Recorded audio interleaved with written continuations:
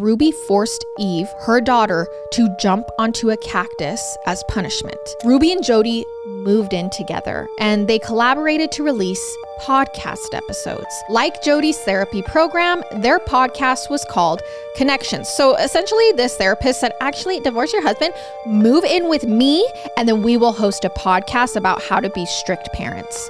And on this program, Ruby's public statements were even more incendiary. She touched on controversial issues like politics and religion, and some of Ruby's comments made it seem like she didn't think eating disorders were a big deal, and she victim blamed sexual assault survivors.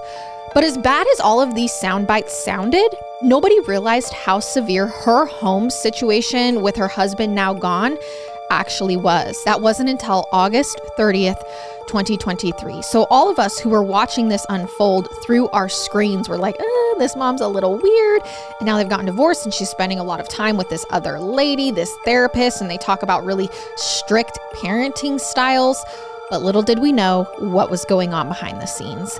That day, August 30th, one of Ruby's children, 12-year-old Russell, climbed out of their house's window and ran to a neighbor's house. As soon as the neighbors saw him, Russell asked them to call the police. Not that they needed much prompting. See, Russell was dangerously skinny. There were visible injuries on his body, and his hands and legs had duct tape stuck to them. Yes, her children, who we were all watching through the screen saying, "This seems unhealthy," now ran to the neighbors with injuries and duct tape saying, "Please call the police."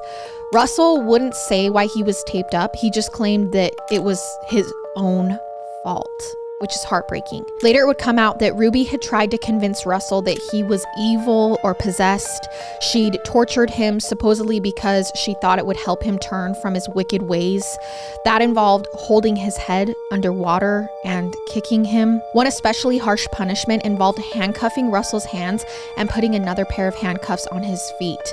Then she tied the handcuffs together tightly so he couldn't lie flat on the ground because his bindings didn't have enough give, and she made him do manual labor during the summer and wouldn't let him have anything to drink.